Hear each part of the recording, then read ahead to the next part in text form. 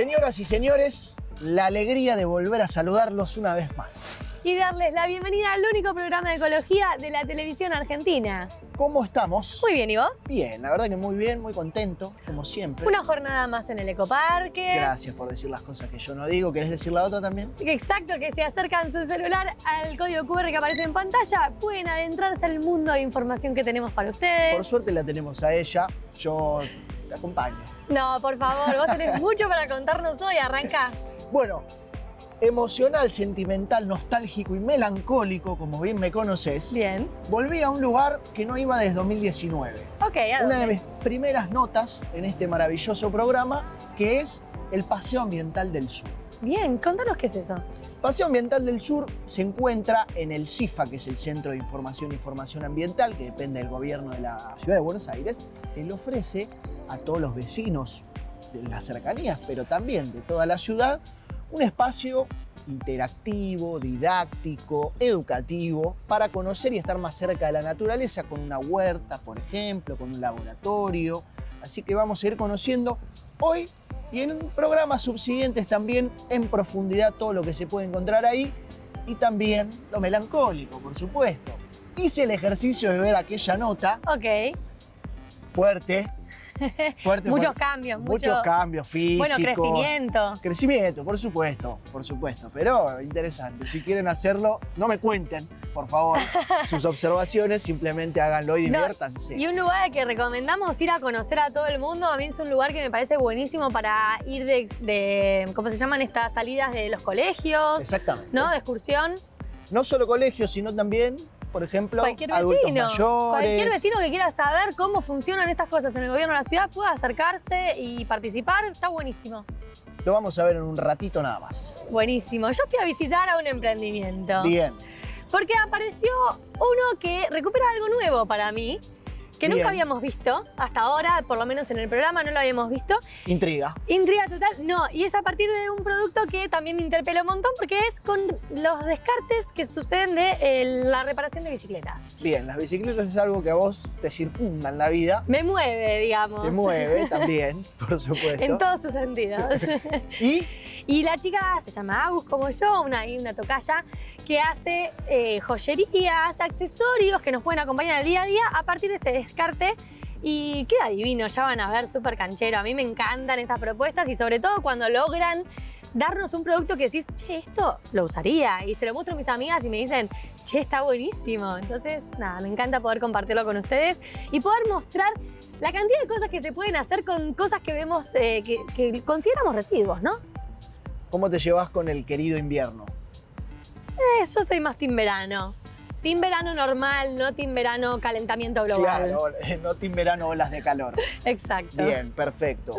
Yo soy más team invierno. Sí, lo sé. Más Acá de- tenemos una grieta. Más del llamémosle. frío, de hecho soy de aquellos que dejan la ventana abierta en pleno invierno, no uso estufa. Ah, un montón. Bastante desastre soy en ese sentido, pero vos que sí me parece que vas por el lado de la calefacción. Sí, no soy tanto de la calefacción, Ok. pero sí de cuidar que no se nos escape el calor de casa. Porque por ahí vamos, señoras y señores. Exacto, ver esa eficiencia energética que nos permite de alguna manera mantener la temperatura que deseamos, tanto en invierno como en verano, ¿no? ¿Funciona esto? Sea que calefaccionemos o no. Exactamente. Porque lo importante es que no se escape el calor del hogar. ¿Cómo puede hacer uno, por ejemplo, con una palabra fantástica que es burlete? Exactamente. Gran palabra. Bueno, si les parece, vemos si es posible que no se escape el calor de nuestro hogar.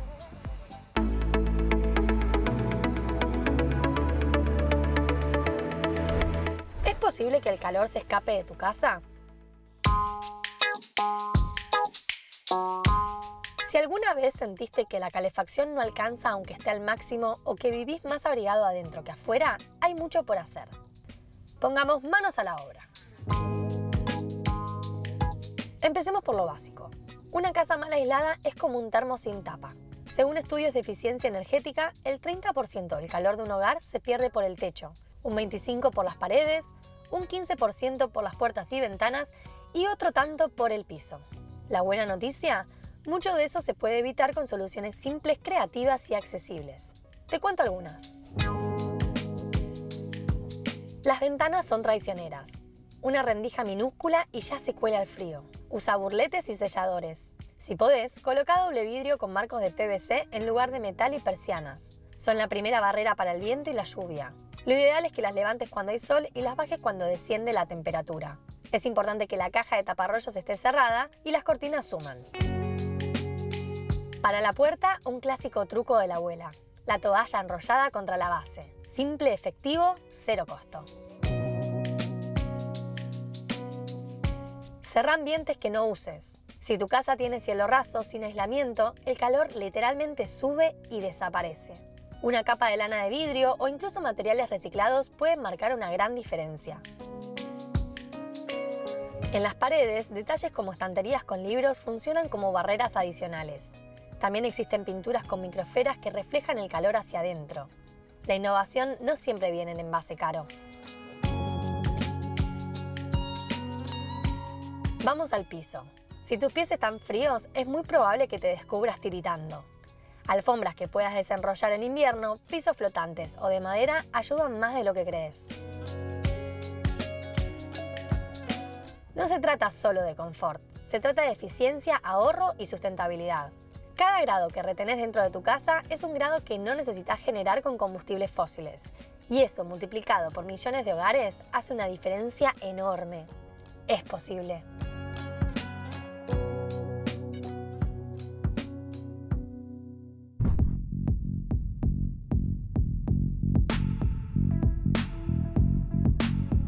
En el 2019, en mi primer año como conductor de este programa, vine a este lugar. Pasó una vida, muchas notas en el medio, pero el CIFA, el Centro de Información y Formación Ambiental, sigue estando. Y no solo sigue estando, sigue creciendo y ofreciéndole a los vecinos de la ciudad de Buenos Aires un hermoso lugar verde y didáctico para venir a visitar.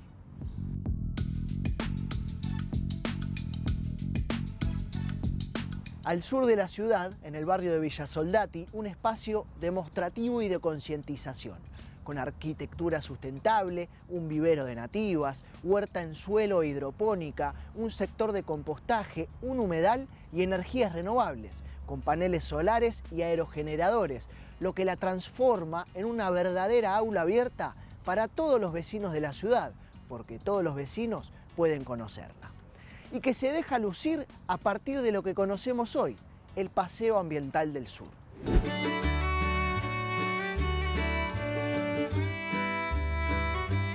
¿Qué encontramos en el Paseo Ambiental del Sur cuando venimos? Un espacio de aprendizaje, de recreación, de contacto con la naturaleza y un espacio que te permite conocer muchísimas temáticas ambientales, pero no solo conocerlas, sino vivirlas y además la capacidad de poder replicarlas donde vayas, en tu casa, en tu barrio o en tu escuela. ¿Cuántos recorridos tenemos en el Paseo Ambiental? Uno general, otro sobre huertas urbanas, otro sobre biodiversidad urbana, otro sobre energías alternativas, un recorrido sobre Cuenca, Matanza, Riachuelo y un recorrido de laboratorio ambiental.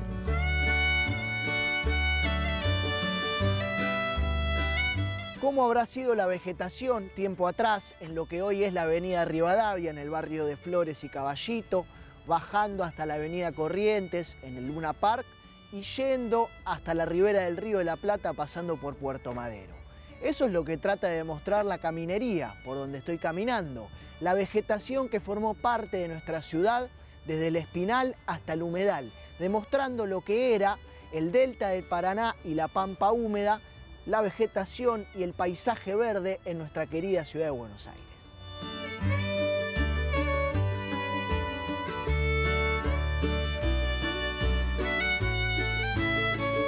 El mencionado humedal artificial, pero que cumple fines educativos no menores y que además termina siendo, por formar parte de un entorno natural, parada de aves migratorias que van al lago Lugano o al Río de la Plata o a diferentes cuerpos de agua que circundan o forman parte de nuestra ciudad de Buenos Aires. ¿Qué tipo de público recibimos nosotros? ¿Quiénes nos visitan? ¿Y con quiénes interactuamos? Bueno, por supuesto, desde nivel inicial en adelante, universitarios, gente de posgrado, vecinos, público en general, empresas, vienen grupos corporativos, vienen personas de la tercera edad. No tenemos un límite, puede venir quien quiera y para todos les adaptamos nuestras actividades. Si viene una escuela de educación especial, adaptamos nuestras actividades, hablamos con el docente, tenemos un intercambio previo para informarnos.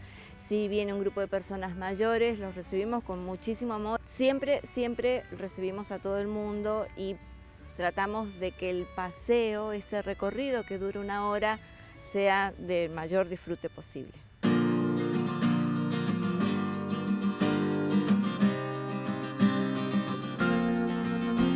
Plantas nativas, huerta agroecológica, alimentos de calidad, trabajo comunitario, aromáticas, control biológico de especies y, en definitiva, un espacio para seguir conectándonos con la naturaleza y seguir aprendiendo de ella en Villa Soldati, en la ciudad de Buenos Aires. Es lo que nos ofrece y recomendamos venir al Centro de Información y Formación Ambiental.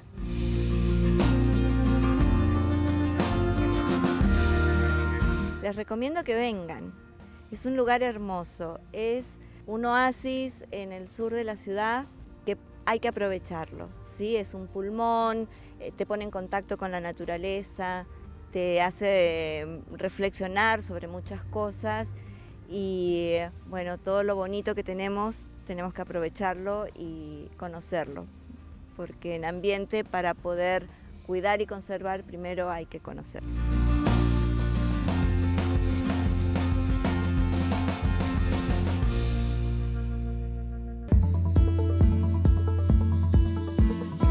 ¿Qué haces cuando ves que una persona muy querida descarta un montón de materiales todos los días?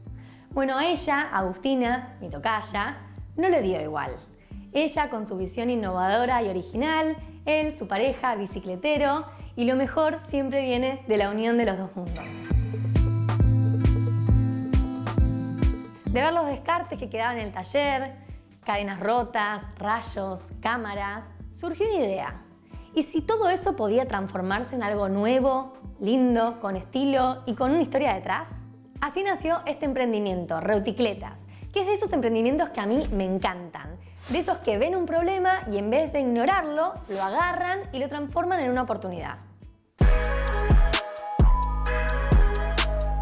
Reuticletas es una marca de accesorios de moda hecho a partir de partes de bicicletas recicladas. La idea surgió más o menos hace unos 5 años, cuando empecé a trabajar con mi pareja, que él tiene un taller de bicicletas, y empecé a notar que si bien hay un montón de partes de bicis que se pueden reparar, hay muchas otras que no. Por ejemplo, una cadena cuando se estira, un piñón cuando se desgasta, todo eso lamentablemente iba a la basura y empezamos a pensar de qué forma podíamos reutilizar todo esto. Empezamos a averiguar, a ver si había algunos lugares que nos recibieran el material. La verdad no llegamos a mucho con eso y dijimos, bueno, ¿qué podemos hacer desde nuestro lado para poder darle otra vuelta, otra vida a estos recursos? Intenté en un principio con marroquinería, fui ensamblando algunas carteras, algunos bolsos, pero me di cuenta que necesitaba mucho más recursos, maquinarias, aprender a coser y la verdad que en ese momento, bueno, no estaba lista. Así que harán unos 8 o 9 meses retomé la idea de Reuticletas y me fui más para el lado de la moda esta vez porque, bueno, a través de una crisis personal que tuve el año pasado, necesitaba yo también sentirme con más vida, sentirme más linda. Y bueno, fui probando, cortando una cadena, cortando cámaras, ensamblé una cadena con otra. Y bueno, hice mi primer collar, me encantó. La verdad es que yo no tenía mucha idea de cómo crear accesorios de moda y sin embargo me mandé, fui probando una cosa con otra, lo fui luciendo yo y bueno, así nació Reuticletas.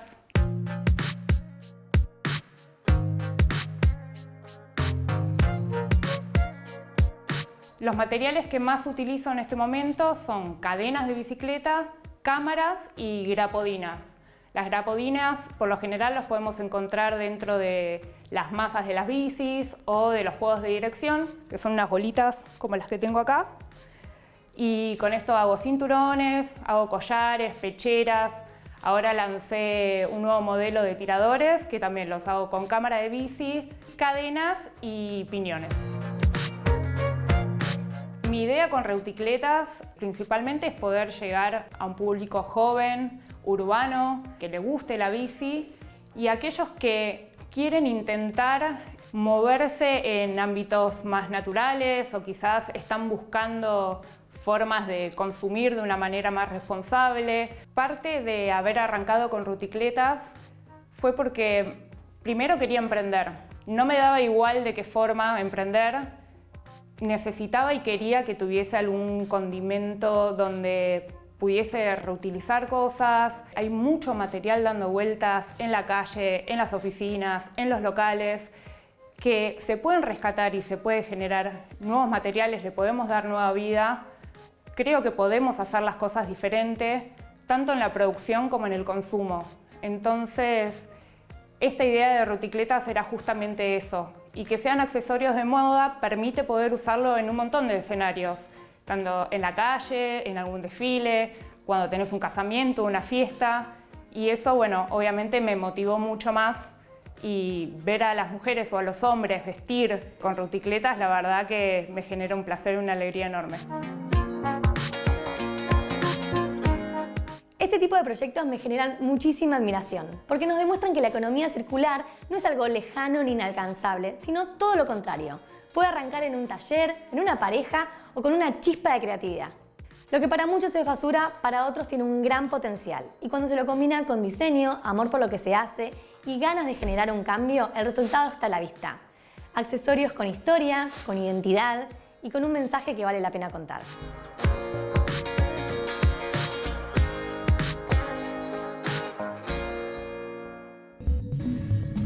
El primer documental argentino sobre cambio climático llegó a Flow. Un documental de Sergio Federovisky y Fundación Ambiente y Medio. Si el calentamiento global es el resultado del modelo de producción y consumo impuesto por los países centrales, ¿qué nos sorprende de este presente? Punto de no retorno no es el fin del mundo. Es el fin del mundo tal como lo conocemos. Míralo ahora en Flow.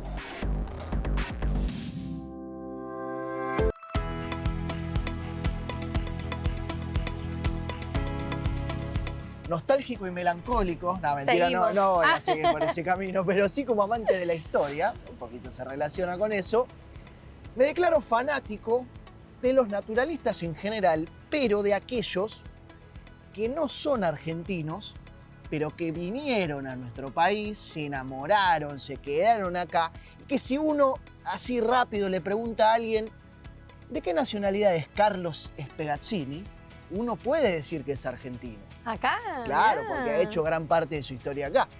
Fue italiano el hombre, claramente ya ha pasado a los libros. Y hoy lo contamos, su historia y su legado, en un capítulo más de Referentes Ambientales. Gracias por compartir tu fanatismo por estos referentes, porque así aprendemos todos un montón. Y nos dejaron algo, y lo importante es que la historia también nos hace a lo que somos hoy, al presente, y han dejado un montón de cosas interesantes que de alguna manera tenemos que volver a traer. Son inspiración. Recogerlas y enaltecerlas. Buenísimo. Bueno, yo sigo mostrándoles algunas joyitas que quedaron de nuestra visita por Jaucanigas, el noreste de la provincia de Santa Fe. Y ahí estuvimos hablando con Ale de Aves Argentinas para que nos cuente sobre unas especies en particular. ¿Vos tenés una planta favorita? Mirá qué pregunta que me hiciste. Esta agarré yo, ¿eh? Te diría que no. Las flores en general, pero no soy muy conocedor de la materia. La realidad es esa. Bueno, a mí una planta que me fascina son las palmeras. Es algo que las veo y me generan algo lindo, me emanan, o sea, transmiten algo que me es hermoso. Acá tenemos un par. Y acá tenemos un par y hay palmeras nativas argentinas. Bien, dato interesante. Hay palmares, ¿no? De hecho tenemos un parque nacional, el Palmar, pero no es el único palmar. Y en Jaucanigas tuvimos la fortuna de poder conocer un palmar que a mí me encantó, donde hay una joyita que no les quiero contar tampoco, no quiero spoilear toda la nota, pero aparecen sorpresas en el palmar de Jaucanigas. Lo vamos a ver con mucho entusiasmo. Como seguramente vas a ver con mucho entusiasmo una entrevista que se viene ahora con una querida colega, amiga. Capaz que la tendrías que presentar vos, mirá lo que te digo. No, dale, te dejo que esta es tu sección. No, nos visita alguien que tenía que pasar por el programa en algún momento, que ha estado, ¿no? Siempre presente, Siempre Dafna. presente, con testimonio. Estamos hablando de La loca del tupper, de Dafna Nudelman, que hoy se viene a los estudios al aire libre de Ambiente y Medio a una entrevista propiamente dicha que vemos a continuación.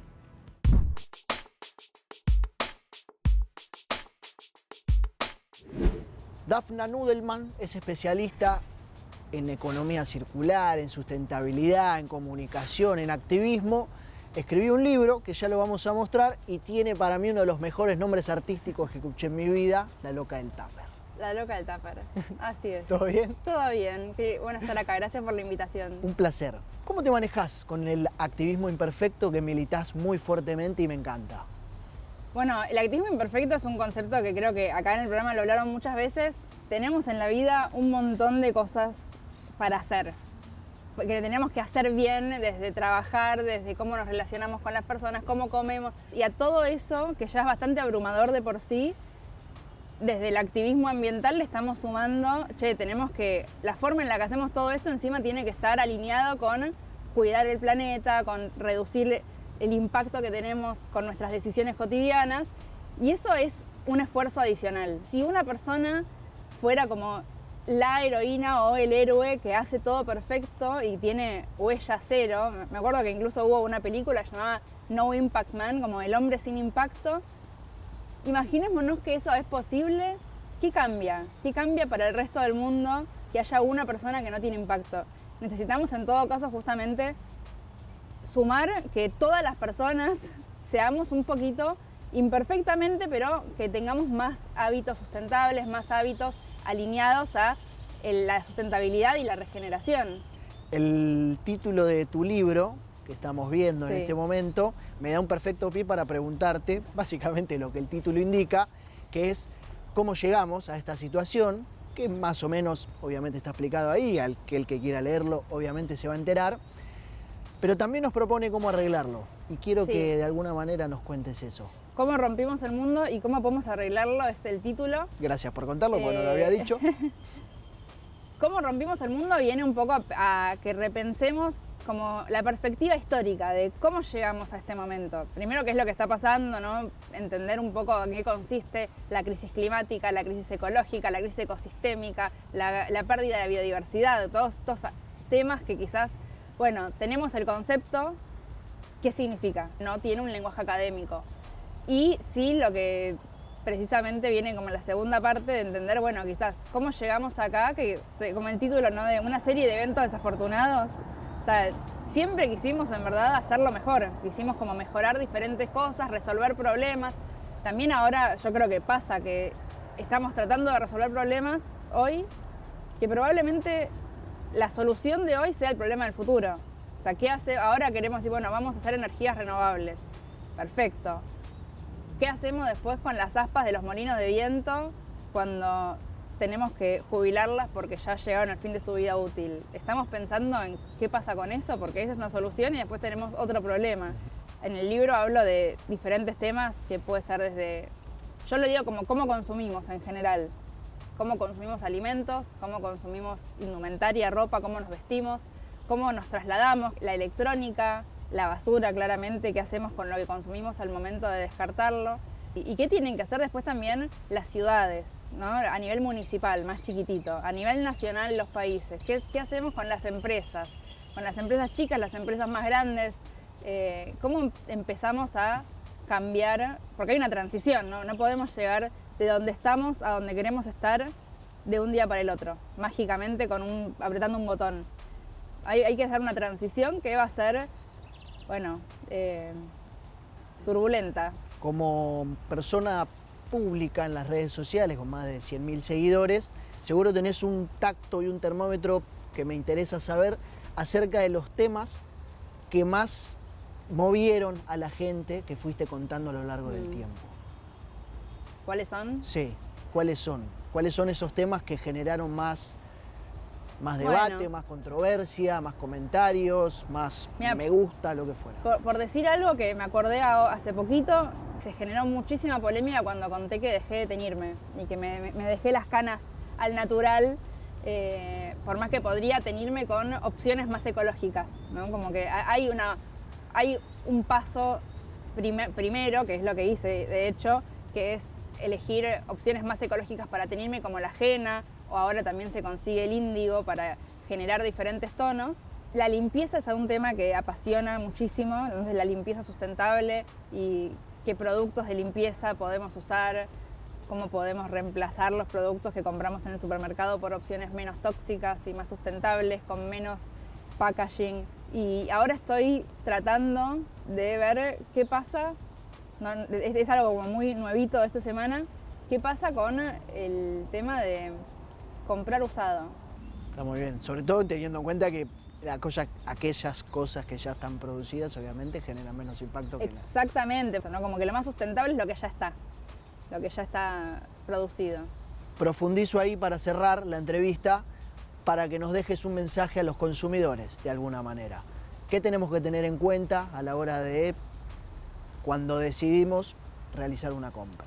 Bueno, yo creo que ahí es donde más tenemos, ¿no?, que activar la conciencia y empezar a hacernos preguntas. ¿Lo necesito? Si lo necesito, ¿lo puedo conseguir quizás usado, prestado, alquilado? ¿Qué alternativas hay? ¿La única alternativa es comprarlo? Bueno, lo voy a comprar. ¿Hay alguna forma quizás de conseguir este producto de industria nacional? Para empezar a ir sumándole capas, primero que no esté, digamos, que ya no tenga una huella ecológica gigante porque está fabricado en la otra punta del mundo. ¿Puedo saber cómo se fabricó ese producto? Porque se lo compro a un artesano o a un emprendedor que me cuenta con qué materiales usa, que me cuenta si hace algún tipo de inclusión social con su trabajo. Entonces ahí empiezo a acercarme a quizás un producto de triple impacto, que es un producto que va a tener no solamente una funcionalidad que a mí me sirve, sino que en su fabricación, en su producción, impacta positivamente en el planeta y en las personas, además de generarle una ganancia al emprendedor. La alternativa va a ser más barata, la alternativa va a ser más cómoda, va a ser más rápida, la conseguimos en cualquier lado y también va a estar promoviendo este mundo que rompimos. Entonces, ¿cómo podemos quizás con nuestro voto a la hora de comprar, con nuestra elección de compra, promover el mundo, bueno, la forma en la que queremos arreglarlo? Un placer, como siempre. Muchas gracias, Mauri, un placer. Y nosotros, como siempre, seguimos con más Ambiente y Medio.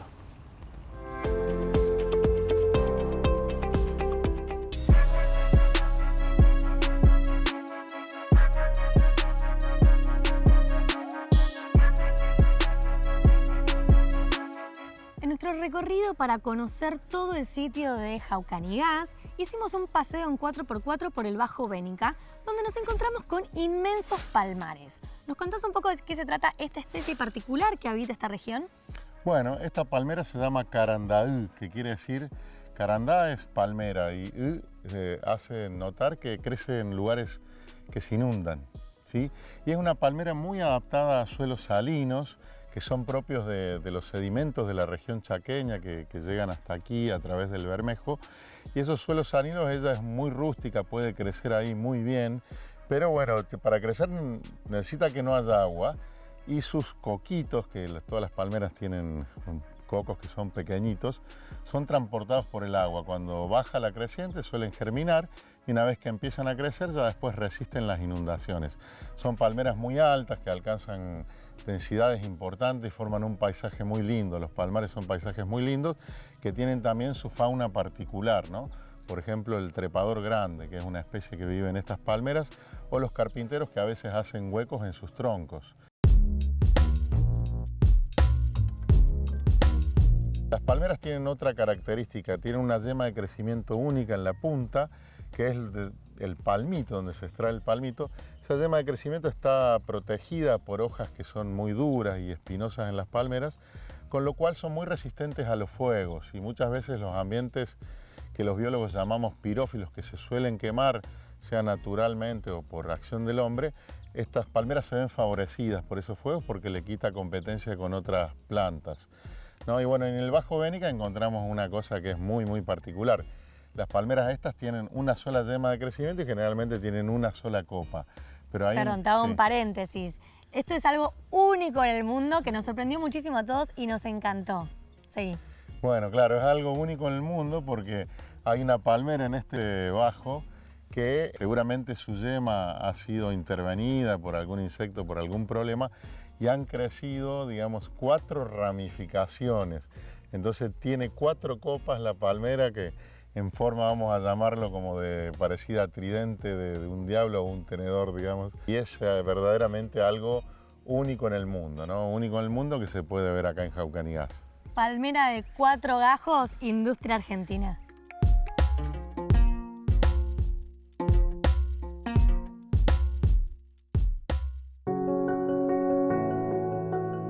Hola, ¿vamos con un flashback? En este lugar, en Santa Catalina, tenemos especies que no corresponden a estas latitudes, pero sin embargo tienen un valor cultural y patrimonial enorme, y de hecho, por ese motivo, tenemos una altísima diversidad de hongos, por ejemplo. Entonces, hace muchos años ya, se declaró, aparte de este bosque, como la Reserva Micológica Carlos Spegazzini, que homenajea a un científico argentino que estudió los hongos de nuestro país, estudió los hongos particularmente de esta región. Y antes una cosita más, cuando uno va al Parque Nacional Los Glaciares, además del Perito Moreno, puede encontrarse con el glaciar Spegazzini. ¿Averiguamos quién fue este hombre?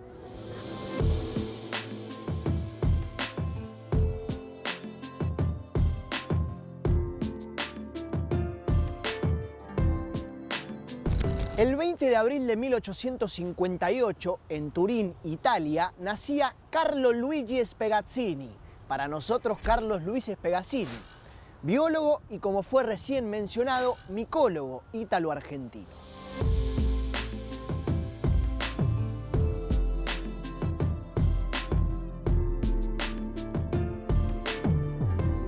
Su padre era general del ejército piamontés, luego retirado y dedicado a la docencia. Su madre, también maestra y proveniente de una familia de diplomáticos. Carlos concluyó su formación académica en Italia y entre 1876 y 1879 entra a la Real Escuela de Viticultura y Enología en Conigliano. El tipo estudiaba el arte de hacer vino. Ahí conoce a un tal Pietro Andrea Saccardo, su maestro, y un reconocido micólogo. Ahí nace la leyenda.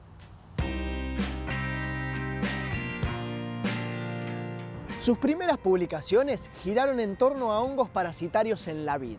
Los basidiomicotas, hongos macroscópicos, o sea, visibles al ojo humano como las clásicas setas, o los ascomicotas, encontrados en zonas terrestres, también acuáticas, como las trufas, las falsas setas o la mayoría de los líquenes.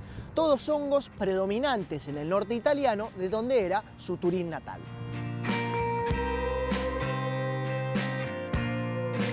Carlos era ya un experto en la materia, se recibe y decide viajar a Sudamérica en 1879 para estudiar los hongos de la región. Recae primero en Brasil, donde tiene que irse a causa de una epidemia de fiebre amarilla, y termina en el mejor país del mundo. Escucha esto, te lo pido por favor. Se casa y forma familia con María de la Cruz Rodríguez, joven indígena del Chaco paraguayo, con quien tiene 11 hijos, a los cuales nombró según la serie etilénica de los hidrocarburos. Carolina Etil, por el etileno, su hija más famosa y reconocida farmacéutica, Luis Propil, de propileno, y así. Un fenómeno.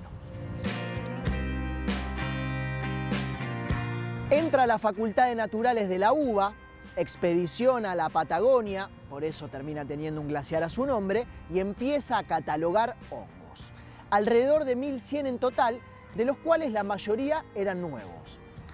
Cuenta la leyenda que el naufragio de la Corbeta, un buque de guerra, obliga a Carlos a rescatar su herbario y su cuaderno de notas, llevándolo a nado a la costa. Como dicen los jóvenes de hoy en día, elijo creer.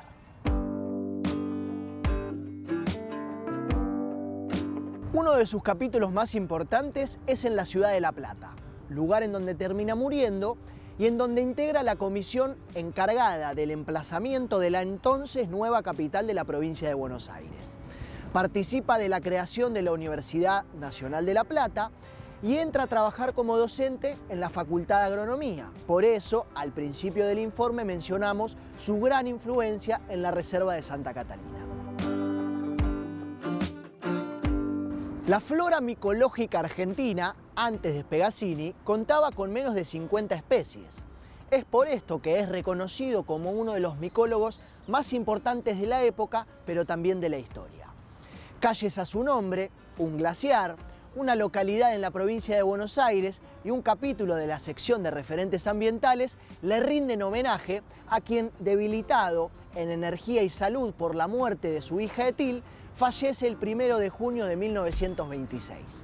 Un verdadero prócer de la botánica y micología argentina, Carlo Luigi Spegazzini.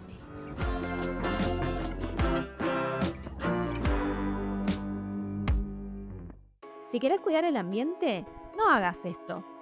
El aceite de cocina usado que desechamos por la cañería contamina miles de litros de agua.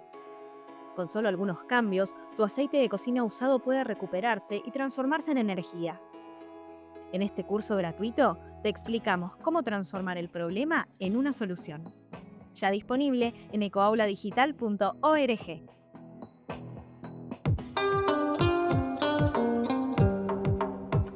¿Se acuerdan que a principios de año estuvimos en Jujuy participando y acompañando a una cumbre de comunidades indígenas de países latinoamericanos para debatir y sobre todo denunciar que la explotación del litio en zonas de salinas está afectando el abastecimiento de agua de estas comunidades? Lo que en definitiva se trata de los derechos de estas comunidades viéndose perjudicados por las prácticas productivas del capitalismo. Ese encuentro, ese debate, podemos decir, tuvo un segundo capítulo.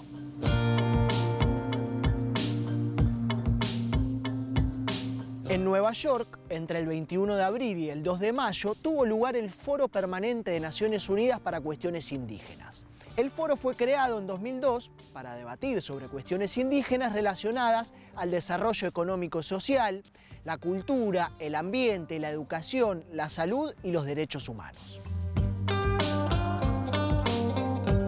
Varios de los amigos que nos hicimos en ese viaje a Jujuy estuvieron en ese encuentro en Nueva York denunciando la violación de sus derechos, entre otras cosas porque la vida de las comunidades, los animales y las plantas dependen, y es posible, gracias al agua dulce conservada en los humedales, porque los salares son humedales.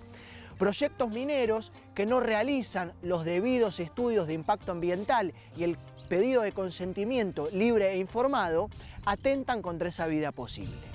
Con material que nos enviaron muy generosamente desde allá, compartimos algunos fragmentos para seguir entendiendo la magnitud del problema y el sufrimiento que viven las comunidades indígenas.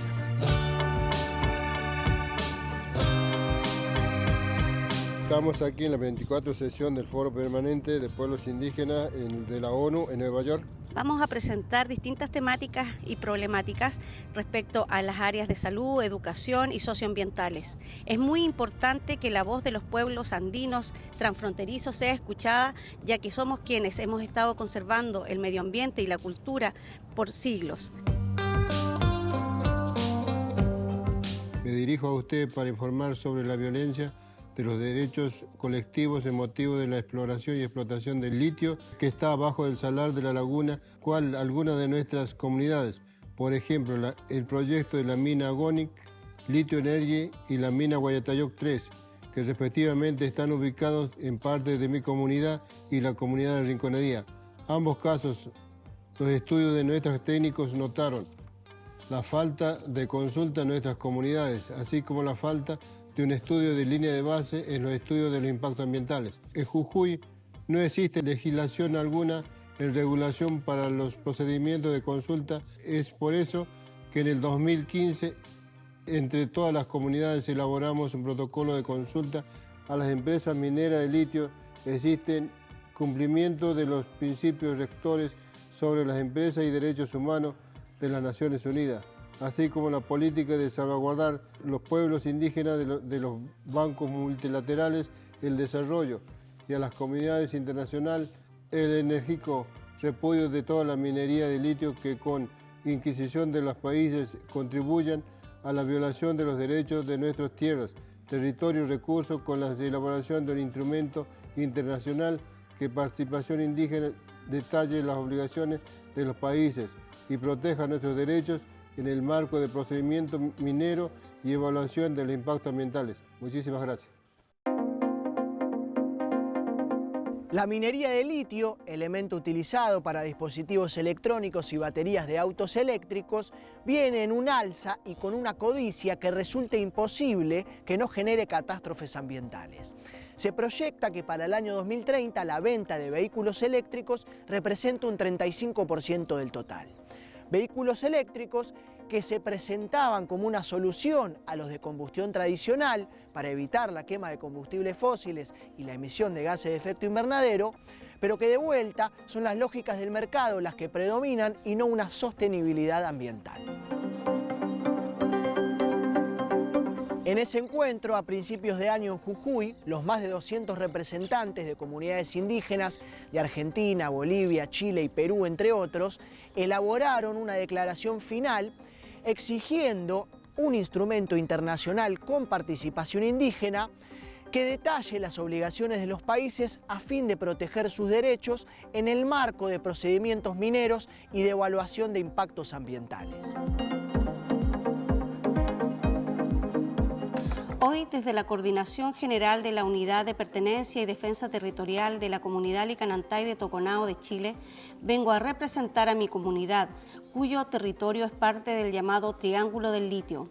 Venimos a solicitar que en plena transición energética se observe el relacionamiento del Estado chileno con las empresas mineras de litio, ya que no cuentan con la participación adecuada de las comunidades.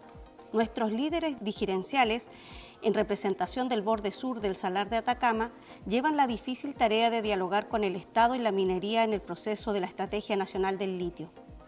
Dicha estrategia conlleva un gran impacto para nuestro territorio en su área ambiental, hidrogeológica y sociocultural. El Estado nos ha asignado la categoría de zona de sacrificio. Esto, junto con una larga ausencia del Estado por resolver las necesidades de servicios básicos en nuestras comunidades, ha forzado el diálogo y la aceptación de medidas de compensación insuficientes por parte de la minería. La fiscalización en Chile sobre materias de cumplimiento de las resoluciones de calificación y compromisos socioambientales carece de una regulación de la política de industria del litio y de salmuera, lo que se traduce en numerosos impactos no previstos que dañan profundamente nuestra pata joiri.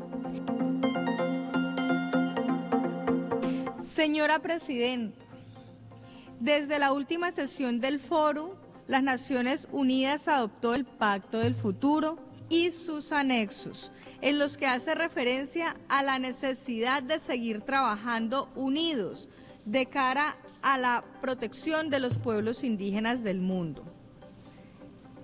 Quisiera cerrar haciendo un llamado a la implementación urgente de la Acción 32 del Pacto del Futuro sobre la protección de los sistemas de conocimiento de los pueblos indígenas y el compromiso 16 de la Declaración de Generaciones Futuras sobre el reconocimiento, respeto y protección de los derechos de los pueblos indígenas y sus territorios, tierras y ecosistemas. Finalizo con las palabras de una poeta indígena de mi territorio, Anastasia Kandre, que dice: así es mi palabra, nunca terminará, no muere, perdurará como el viento. Y es lo que espero que seamos todos nosotros, los que estamos aquí y nuestros pueblos. Gracias.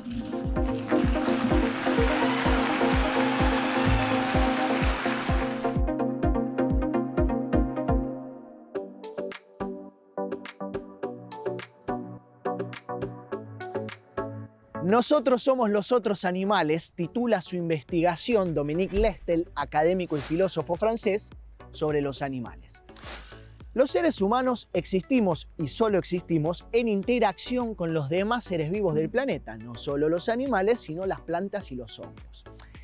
Es un libro Polémico, incómodo, cuestionador, es el tío loco que en un almuerzo de domingo tira una metralleta de comentarios que deja a todos helados, pero te vas del almuerzo, pipón seguramente, y te quedas pensando, reflexionando sobre lo que dijo, porque es muy interesante.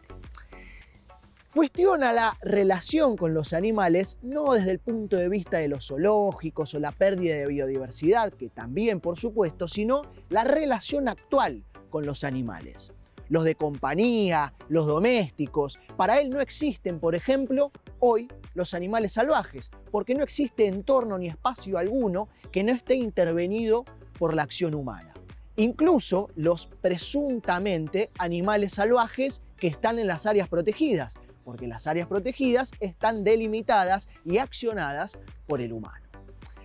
Y tiene un concepto muy interesante, si querés podés venir sumándote, que me encantó, la verdad que me encantó el libro, que es los animales bribones. ¿Qué sería?